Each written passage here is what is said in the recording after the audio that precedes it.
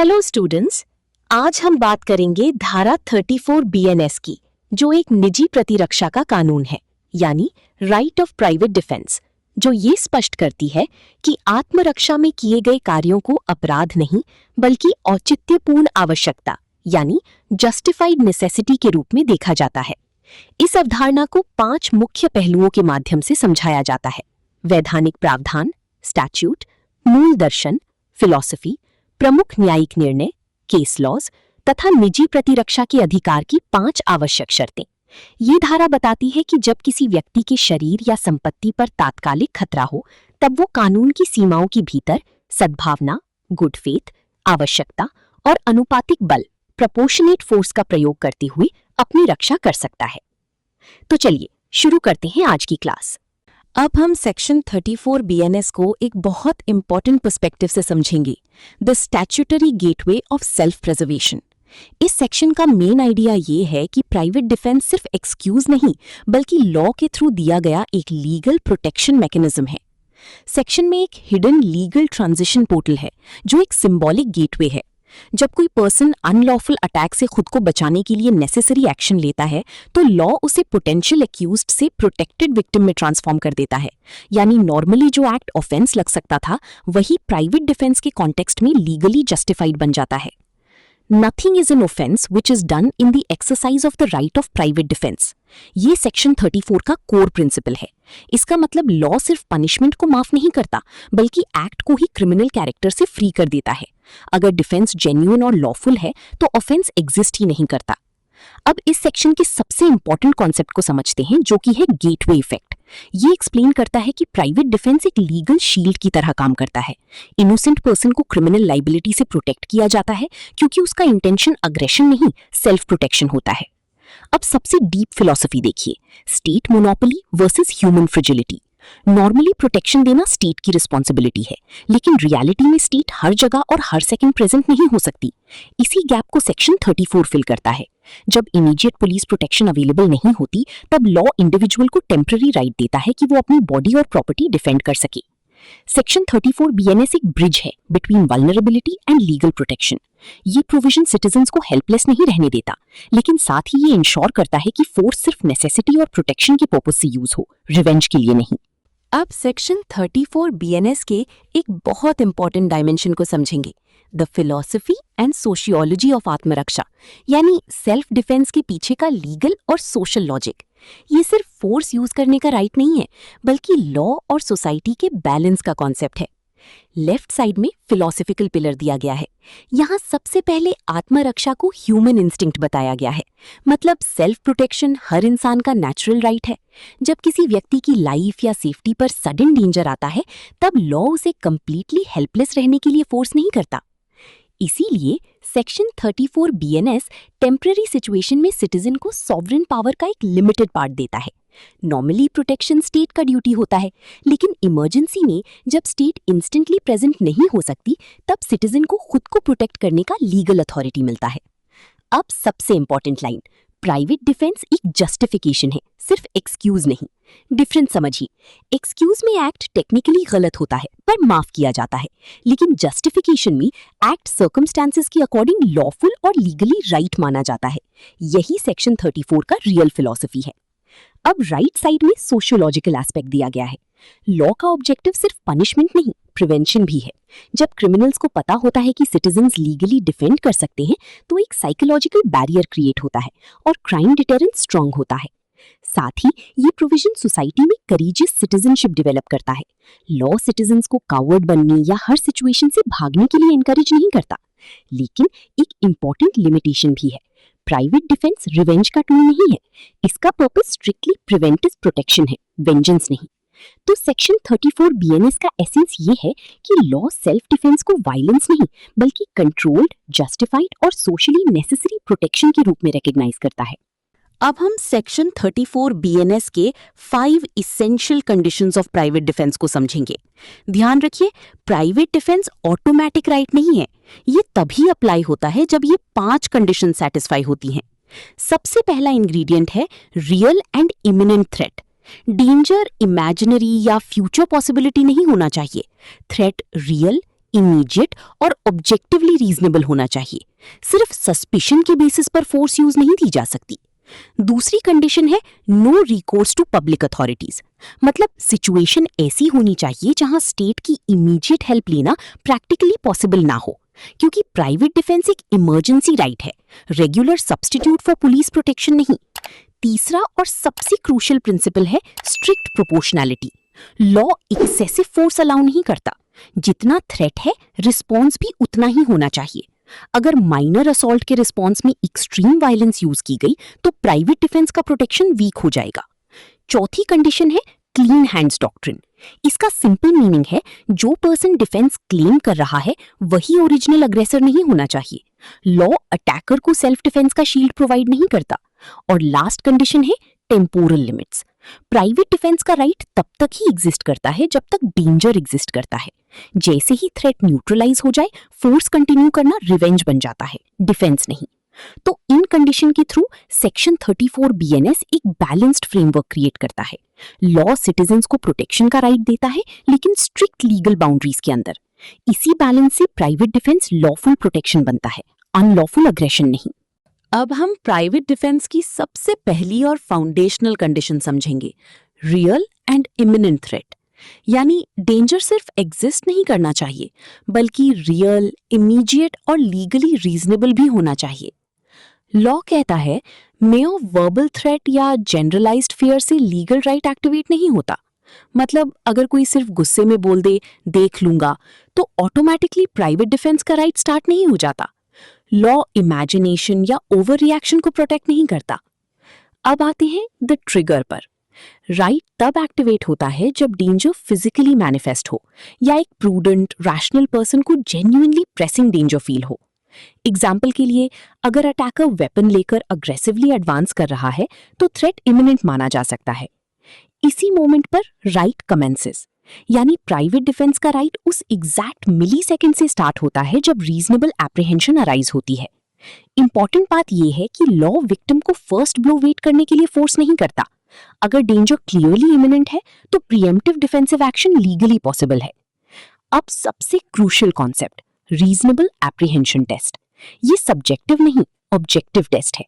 Court ये देखेगी कि उस एग्जैक्ट सिचुएशन में एक रैशनल और प्रूडेंट पर्सन को क्या सच में इमीडिएट डेंजर फील होता। अगर आंसर यस है तब प्राइवेट डिफेंस लीगली जस्टिफाइड हो सकता है। तो सेक्शन 34 बीएनएस का प्रिंसिपल क्लियर है, सेल्फ डिफेंस फियर पर नहीं बल्कि रीजनेबल एंड इमिनेंट डेंजर पर बेस्ड होना चाहिए। यही लाइन लॉफुल प्रोटेक्शन और अनलॉफुल अग्रेशन के बीच डिफरेंस क्रिएट करती है।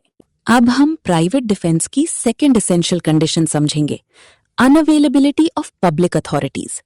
सिंपल लैंग्वेज में प्राइवेट डिफेंस स्टेट प्रोटेक्शन का सब्स्टिट्यूट है, पर्सनल चॉइस नहीं।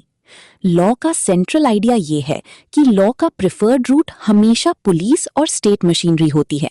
अगर सेफली पुलिस हेल्प मिल सकती है तो सिटीजन को पहले वही रूट फॉलो करना चाहिए। इसीलिए प्राइवेट डिफेंस का राइट तभी एक्टिवेट होता है जब स्टेट असिस्टेंस प्रैक्टिकली अनअवेलेबल हो। यहाँ एक इंपॉर्टेंट एग्जाम्पल दिया गया है। अगर किसी को आज थ्रेटनिंग लेटर मिले कि कल अटैक होगा तो उसका लीगल ड्यूटी है पुलिस को इन्फॉर्म करना, ना कि खुद विजिलेंटी एम्बुश प्लान करना। लॉ रिवेंज या प्राइवेट जस्टिस अलाउ नहीं करता। अब सेकेंड रूट देखिए, एक्सीजेंट सर्कमस्टांसेस। ये वो इमरजेंसी सिचुएशंस होती हैं जहां डेंजर इतना इमीडिएट हो कि पुलिस तक पहुंचना फिजिकली इम्पॉसिबल या यूजलेस हो जाए। एग्जाम्पल के लिए अगर अटैक ऑलरेडी स्टार्ट हो चुका है तो विक्टिम को सेल्फ रिलायंस का राइट मिलता है। इसीलिए लॉ में क्लियरली लिखा है, लॉ तभी मैटर्स को अपने हैंड्स में लेने को जस्टिफाई करता है जब अटैक की इमीडिएसी पुलिस रिलायंस को फ्यूटाइल बना दे। मतलब प्राइवेट डिफेंस इमरजेंसी नेसेसिटी पर बेस्ड है, कन्वीनियंस पर नहीं। तो सेक्शन 34 बीएनएस का प्रिंसिपल क्लियर है, पहले स्टेट प्रोटेक्शन और सिर्फ अनअवॉइडेबल इमरजेंसी में सेल्फ प्रोटेक्शन। यही बैलेंस लॉफुल प्राइवेट डिफेंस को विजिलेंटिज्म से अलग करता है। अब हम आते हैं प्राइवेट डिफेंस की सबसे सेंसिटिव कंडीशन पर, doctrine of proportionality.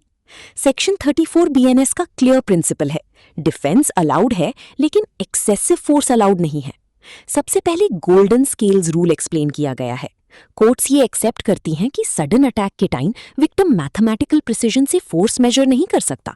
Real life emergency में इंसान सेकंड्स में रिएक्ट करता है, लेबोरेटरी कैलकुलेशन नहीं करता।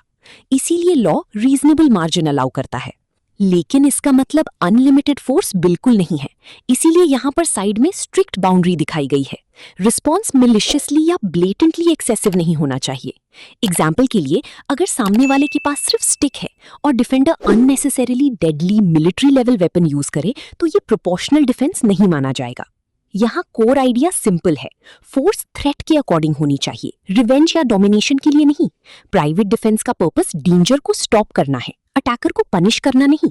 अब सबसे इंपॉर्टेंट कॉन्सिक्वेंस समझिए, कॉन्सिक्वेंस ऑफ एक्सेस। जैसे ही फोर्स एक्सेसिव हो जाती है, प्राइवेट डिफेंस का प्रोटेक्टिव अम्ब्रेला इंस्टेंटली कोलैप्स हो जाता है। डिफेंडर लीगली अग्रेसर की पोजीशन में आ सकता है और एक्सेस हार्म के लिए क्रिमिनल लायबिलिटी फेस करेगा। तो सेक्शन 34 बीएनएस हमें एक बैलेंस्ड रूल देता है। लॉ इमरजेंसी रिएक्शन को अंडरस्टैंड करता है लेकिन ब्रूटैलिटी को जस्टिफाई नहीं करता। यही प्रोपोर्शनैलिटी लॉफुल सेल्फ डिफेंस और क्रिमिनल एक्सेस के बीच की लीगल बाउंड्री है। स्टूडेंट्स, अब हम प्राइवेट डिफेंस की फोर्थ कंडीशन समझेंगे। The defender must not be the अग्रेसर। सिंपल वर्ड्स में, जो पर्सन खुद कॉन्फ्लिक्ट स्टार्ट करे वो जनरली सेक्शन 34 का प्रोटेक्शन क्लेम नहीं कर सकता। यहाँ डिफेंडर का रोल कॉन्फ्लिक्ट की जेनेसिस में कंप्लीटली पैसिव है, मतलब उसने फाइट प्रोवोक नहीं की बल्कि उस पर फोर्स इंपोज हुई। इसलिए उसका रिस्पॉन्स डेस्परेट, रिएक्टिव और अनइनवाइटेड मेजर माना जाता है और इसी सिचुएशन में सेक्शन 34 का लॉफुल प्रोटेक्शन अवेलेबल होता है। Prohibition against provocation. अगर दो पार्टीज पहले से प्लान्ड फाइट में एंटर करती हैं या विलिंगली फ्री फाइट में ब्लोज एक्सचेंज करती हैं, तो नॉर्मली कोई भी प्राइवेट डिफेंस क्लेम नहीं कर सकता, क्योंकि लॉ म्यूचुअल अग्रेशन को सेल्फ डिफेंस के नाम पर जस्टिफाई नहीं करता। यहाँ एक कोर डिस्टिंक्शन समझना बहुत जरूरी है। प्राइवेट डिफेंस डिफेंसिव राइट है, ऑफेंसिव वेपन नहीं। लॉ प्रोटेक्शन अलाउ करता है, रिटेलिएशन या डोमिनेशन नहीं। इसलिए कोर्ट्स हमेशा ये चेक करती हैं कि एक्चुअल अग्रेसर कौन था, किसने कॉन्फ्लिक्ट इनिशिएट किया और फोर्स रिएक्टिव थी या प्रोवोकेटिव। अगर डिफेंडर खुद अटैक प्रोवोक करता है तो सेक्शन 34 का शील्ड वीक या कंप्लीटली अनअवेलेबल हो सकता है। तो ओवरऑल सेक्शन 34 बीएनएस का प्रिंसिपल क्लियर है। सेल्फ डिफेंस का राइट सिर्फ उसी को मिलता है जो जेन्युइनली प्रोटेक्शन के लिए रिएक्ट कर रहा हो, ना कि उस व्यक्ति को जो खुद वायलेंस क्रिएट करके बाद में डिफेंस का एक्सक्यूज ले। अब हम प्राइवेट डिफेंस की लास्ट और एक्सट्रीमली इंपॉर्टेंट कंडीशन समझेंगे, cessation upon neutralisation. Simple words में, प्राइवेट डिफेंस का राइट परमानेंट नहीं होता, ये सिर्फ थ्रेट के एग्जिस्टेंस तक ही सर्वाइव करता है। पॉइंट ए कहता है थ्रेट बिगिंस। जैसे ही रीजनेबल एप्रीहेंशन अराइज होती है, यानी जेन्युइन इमीडिएट डेंजर स्टार्ट होता है, वहीं से प्राइवेट डिफेंस का राइट कमेंस हो जाता है। ये सेक्शन 34 का लॉफुल स्टार्टिंग पॉइंट है। अब आते हैं पॉइंट बी पर। जब अग्रेसर डिसार्म हो जाए, फ्ली कर जाए या इनकैपेसिटेटेड हो जाए, तब थ्रेट न्यूट्रलाइज माना जाता है और इसी एग्जैक्ट मोमेंट पर प्राइवेट डिफेंस का राइट इंस्टेंटली एंड हो जाता है। यहां तक जो फोर्स यूज हुई वो सेफ जोन में आ सकती है क्योंकि ऑब्जेक्टिव प्रोटेक्शन था। लेकिन पॉइंट सी को रेड जोन बोला गया है और ये बहुत क्रूशल है।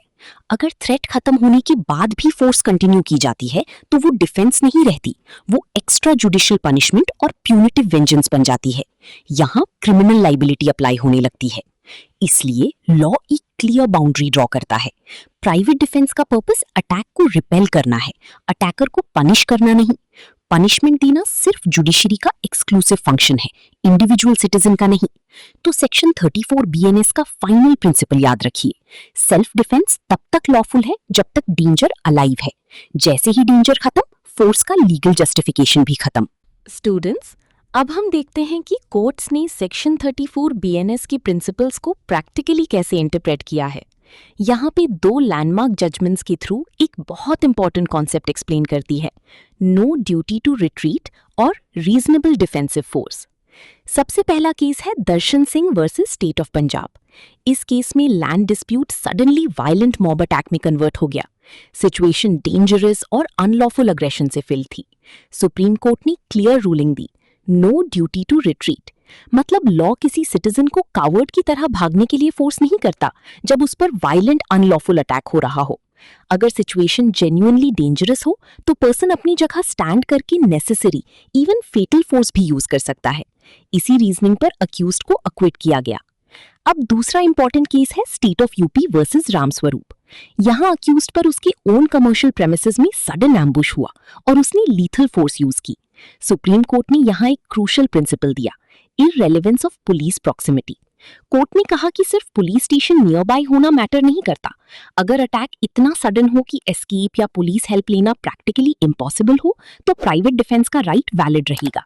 कोर्ट ने फर्दर ऑब्जर्व किया कि ग्रीवस हर्ट का एप्रीहेंशन रीजनेबल था, इसलिए अक्यूज्ड को अक्विट किया गया। यहाँ जुडिशरी ने एम्फसाइज किया कि लॉ प्रैक्टिकल रियलिटीज को देखता है, थियोरेटिकल पॉसिबिलिटीज को नहीं। तो दोनों जजमेंट्स मिलकर एक कंबाइंड प्रिंसिपल एस्टैब्लिश करते हैं। प्राइवेट डिफेंस का राइट रियल इमरजेंसीज के लिए है।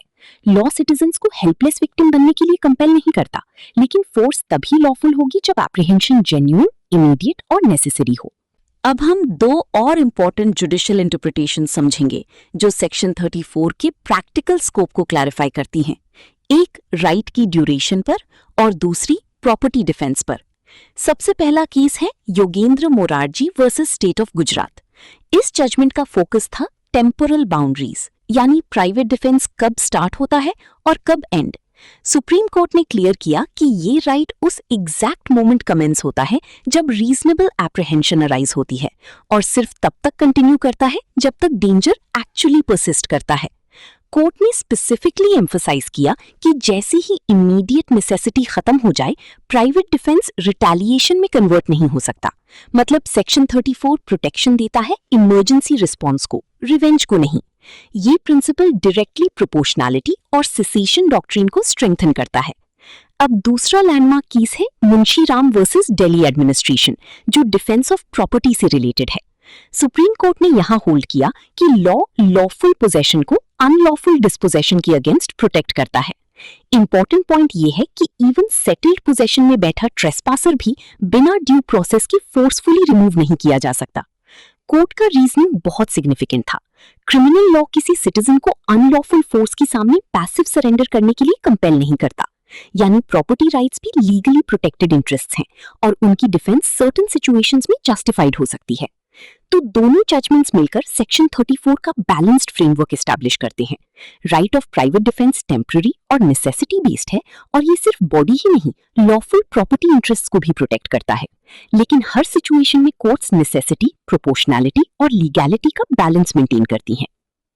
अब हम सेक्शन 34 BNS की एक्चुअल बाउंड्री को कंपैरेटिव सिनेरियोज के थ्रू समझेंगे। यहाँ हम एक बहुत इंपॉर्टेंट डिस्टिंक्शन को एक्सप्लेन करते हैं, लॉफुल प्राइवेट डिफेंस और रिटेलिएटरी एक्सेस के बीच का डिफरेंस। सबसे पहला इलस्ट्रेशन देखिए, मिडनाइट होम इन्वेजन। यहाँ एक्स रात 2 बजे घर में सो रहा है और इंट्रूडर नाइफ लेकर अटैक करता है। सिचुएशन में थ्रेट इमिनेंट, एक्टिव और लीथल है, इसीलिए एक्स ने बैट से स्ट्राइक करके अटैकर को न्यूट्रलाइज किया और डेथ हो गई। अब लॉ यहाँ क्या देखता है? कोर्ट पहले थ्रेट लेवल एग्जामिन करेगी। यहाँ डेंजर इमीडिएट और लाइफ थ्रेटनिंग था। दूसरा, फोर्स प्रोपोर्शनेट थी, क्योंकि ऑब्जेक्टिव सिर्फ चार्जिंग नाइफ वील्डर को स्टॉप करना था। इसीलिए ये एक्ट सेक्शन 34 के अंडर जस्टिफाइड प्राइवेट डिफेंस माना जाएगा और अक्यूज्ड को कंप्लीट इम्यूनिटी मिल सकती है। अब सेकेंड इलस्ट्रेशन देखिए, एस्केलेटिंग रोड रेज। यहाँ ट्रैफिक डिस्प्यूट में बी ने ए को स्लैप किया। ए जो मार्शल आर्टिस्ट है, पहले ही बी को इनकैपेसिटेट कर देता है, लेकिन उसके बाद भी हेल्पलेस पर्सन को ब्रूटली किक करता रहता है। यहीं पर प्राइवेट डिफेंस फेल हो जाता है, क्योंकि इनिशियल थ्रेट माइनर था और जब बी ग्राउंड पर गिर गया, डेंजर कंप्लीटली एक्सटिंग्विश हो चुका था। उसके बाद जो फोर्स यूज हुई वो डिफेंस नहीं, प्यूनिटिव वेंजेंस बन गई। सेक्शन 34 प्रोटेक्शन देता है नेसेसिटी बेस्ड डिफेंसिव एक्शन को, नॉट रिवेंज बेस्ड अग्रेशन को। जैसी ही फोर्स डिस्प्रोपोर्शनेट या रिटेलिएटरी बन जाए, प्राइवेट डिफेंस का शील्ड कोलैप्स हो जाता है और क्रिमिनल लाइबिलिटी स्टार्ट हो जाती है। तो remember this golden line, law allows you to neutralise danger but never to punish a helpless attacker.